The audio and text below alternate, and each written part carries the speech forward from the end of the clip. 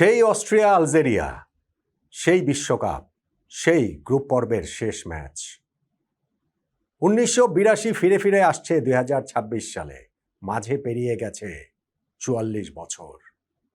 এখন আর Austria Algeria পরস্পরের প্রতিপক্ষ নয়, বরং তারা একই পক্ষে। এখন আর অস্ট্রিয়া আলজেরিয়ার শত্রু নয়, বরং হয়তোবা বন্ধুই।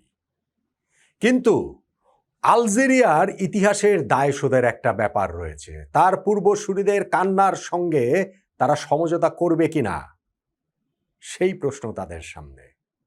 তারা নিজ দেশের ফুটবল পাগল মানুষদের একটা প্রজন্মের যে কান্না, যে কষ্ট, যে হাহাকার, সেইটার সঙ্গে এখনকার সাফল্যের জন্য হাত মেলাবে কিনা। নিজেরা যে অবিচারের শিকার হয়েছিল, সেই অবিচার কি অন্য একটা দলকে তারা করবে কিনা, সব প্রশ্নের সামনেই কিন্তু আজকের এই ম্যাচটা, অস্ট্রিয়া ভার্সেস আলজেরিয়া। কেন, কিভাবে? দেখুন, বিশ্বকাপে গিহনের লজ্জা বললেই আপনি একটা ইতিহাস জানবেন, সার্চ দিলেই খুঁজে পাবেন। 1982 বিশ্বকাপ, এই যে বিশ্বকাপের শেষ ম্যাচ, এখন একই গ্রুপের শেষ দুইটা ম্যাচ একই সময় যে অনুষ্ঠিত হয়, এইটা সেই গিহনের লজ্জার পর থেকে। 1982 বিশ্বকাপ পর্যন্ত এই নিয়মটা ছিল না। সেই বিশ্বকাপে আফ্রিকার দেশ আলজেরিয়া তুমুল চমক দেখিয়েছিল। প্রথম ম্যাচে এই পশ্চিম জার্মানির মতো পরাশক্তিদের হারিয়ে দিয়েছিল। পরের ম্যাচে অস্ট্রিয়ার কাছে তারা হেরে যায় বটে, তবে শেষ ম্যাচে আবার চিলিকে হারিয়ে দেয়। 3 ম্যাচ শেষে 2 জয়ে আফ্রিকার প্রথম দল হিসাবে বিশ্বকাপে তারা গ্রুপ পর্বে 2টো ম্যাচ জিতেছে এবং তাতে 4 পয়েন্ট হয়ে যায়। মানে তখন জয়ের জন্য 2 পয়েন্ট করেই ছিল। অন্যদিকে পশ্চিম জার্মানি ও অস্ট্রিয়া তারা গ্রুপের শেষ ম্যাচটাতে পরস্পরের মুখোমুখি হয়। আলজেরিয়া তাদের লাস্ট ম্যাচ খেলে ফেলেছিল একদিন আগে, এবং শেষ ম্যাচে যখন পশ্চিম জার্মানি অস্ট্রিয়া মুখোমুখি হয়, 2 দলের সামনের সমীকরণটা ছিল এইরকম যে পশ্চিম জার্মানি যদি 1 গোল কিংবা 2 গোলে জেতে, তাহলে পশ্চিম জার্মানিও পরের রাউন্ডে যাবে, অস্ট্রিয়াও পরের রাউন্ডে যাবে, আলজেরিয়া বাদ পড়ে যাবে। এবং দেখুন, মিনিট 10 মধ্যে পশ্চিম জার্মানি একটা গোল দিয়ে দিল, এবং বাকি 80 মিনিটে পশ্চিম জার্মানিও আর গোল দেওয়ার চেষ্টা করলো না, গোল দেওয়ার চেষ্টা করলো না। মোটামুটি তারা সময়টা পার করে গেল। মোটামুটি এটা সবার কাছে স্পষ্ট যে একরকম পাতানো ম্যাচ খেলেই তারা, 2টো দল চলে গেল সমঝোতার ম্যাচ খেলে, চলে গেল হচ্ছে গিয়ে পরের রাউন্ডে আলজেরিয়ার কান্নার বিনিময়ে। এখন সেই আলজেরিয়া একই রকম জায়গায় দাঁড়িয়ে 2026 সালে 1982 ফিরে এসেছে।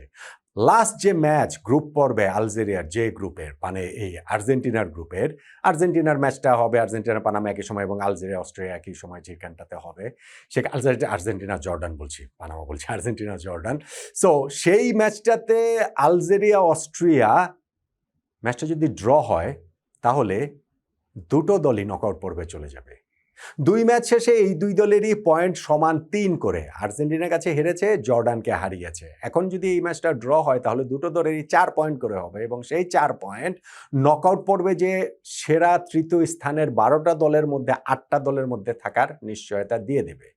ফলে আলজেরিয়া খুব সহজে এইখানটাতে বর্তমান বাস্তবতা, এখনকার সময় বিবেচনায় নিয়ে সেই সমঝোতার পথে হাঁটতেই পারে। না, ঠিক আছে, যদি ম্যাচটা ড্র করি তাহলে তো নকআউট পর্বে বিশ্বকাপের চলে যাবে। এখনকার জন্য সেইটা অনেক বড় একটা অর্জন। কিন্তু ওই যে, তাহলে কি বেইমানি করা হবে না তাদের পূর্বসূরিদের সঙ্গে? ওই যে তারা কেঁদেছিল, ওই যে তাদের একটা প্রজন্মকে কাঁদিয়েছিল পশ্চিম জার্মানি এবং এই অস্ট্রিয়া, যারা সমঝোতার ম্যাচ খেলে আলজেরিয়াকে বিশ্বকাপের ওই পরের রাউন্ডে উঠতে দেয়নি। এখন আলজেরিয়া যদি একই কাজ করে, তাহলে আলজেরিয়ার এইখানটাতে বেনিফিশিয়ারি তারা হবে। নিশ্চয়ই কোনো না কোনো দল সেইখানটাতে বঞ্চিত হবে।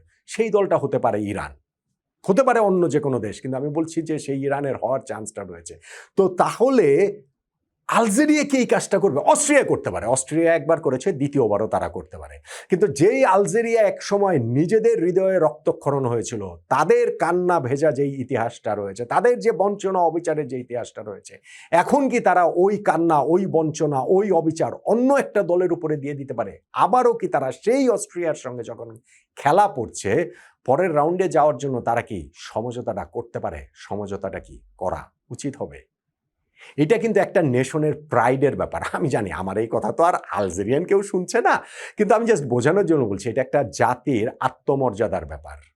তারা আলজেরিয়া যদি এইখানটাতে সেই সমঝোতা না করে খেলে এবং খেলার পর তারা যদি অস্ট্রিয়ার সঙ্গে হেরেও যায়, হেরে যদি তারা বিশ্বকাপে নকআউট পর্বে নাও যেতে পারে, তাহলেও জাতি হিসাবে তারা জানবে যে না, আমাদের সামনে একটা কম্প্রোমাইজ করার সুযোগ ছিল নকআউট পর্বে যাওয়ার জন্য, কিন্তু আমরা আমাদের পূর্বসূরিদের কান্নার উপরে দাঁড়িয়ে ওই কম্প্রোমাইজটা করিনি। কিন্তু যদি তারা নকআউট পর্বে চলেও যায় সেই কম্প্রোমাইজ করে, তাহলে সাফল্য তারা পেল, কিন্তু ওই যে জাতি হিসাবে এটা আসলে লজ্জার হবে। তাদের উপরে যে অবিচারটা হয়েছে, সেই অবিচারটা তারা অন্য একটা দেশকে, অন্য একটা জাতির উপরে তারা আসলে চাপিয়ে দিবে। ফলে আমি মনে করি যে আফ্রিকান যে এই দেশটি আছে আলজেরিয়া, আমার কথা শোনা লাগবে না, নিশ্চয়ই এটা নিয়ে অনেক চর্চা হয়েছে, তাদের দলের মধ্যেও চর্চা জায়গাটা হয়েছে। তারা নিশ্চিতভাবেই অস্ট্রিয়ার সঙ্গে কোনো রকম কোনো ছাড় দিবে না, কোনো রকম কোনো সমঝোতার জায়গায় তারা যাবে না। তারা এই জায়গাটাতে জয়ের জন্যই ঝাঁপাবে এবং জয়ের জন্য ঝাঁপিয়ে যদি তারা জিততে নাও পারে, হ্যাঁ স্পোর্টিং মেরিটে যদি খেলাটা ড্র হয় সেটা তো হতেই পারে, কিন্তু তারা যদি এটা সমঝোতা করে যদি ড্র করে, আমার মনে হয় তারা সেটা করবে না পূর্বসূরিদের কথা বিবেচনা করে, বরং এইখানটাতে তারা জয়ের জন্য ঝাঁপাবে, জিততেই তারা পরের রাউন্ডে যেতে চাইবে, নইলে অন্তত স্পোর্টিং জায়গাটা থেকে ড্র করে পরের রাউন্ডে যেতে চাইবে। এই জায়গাটাতে তারা ওই সমঝোতা করে ড্র করে পূর্বসূরিদের ওই কান্নার সঙ্গে কোনো রকম কোনো হ্যান্ডশেক তারা এবং সেই অস্ট্রিয়া যারা তাদেরকে বঞ্চিত করেছিল, দুইটা দলের মধ্যে একটা দল, তাদের সঙ্গে ওই হ্যান্ডশেক আলজেরিয়ানরা, আফ্রিকান দেশটি করবে না বলেই আমার তো মনে হয়। এবং আমি খুব করে আশা করি যে গিহনের সেই লজ্জা কানসাস সিটির লজ্জা হয়ে আজকে যেন না ফেরে, আলজেরিয়ানরা যেন মাথা নত না করে।